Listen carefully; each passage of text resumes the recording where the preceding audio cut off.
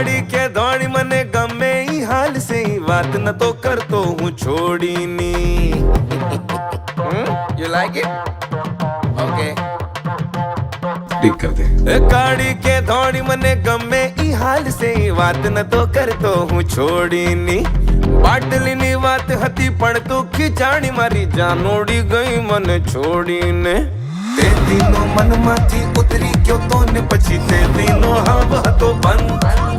પણ આજે તો જોન મને પકડીને પાયો ને તોય પીધો મેં તો આસ્તે કાલથી છે બંધ તારી સોગંધ પણ આજે તો પંખા પાસ છે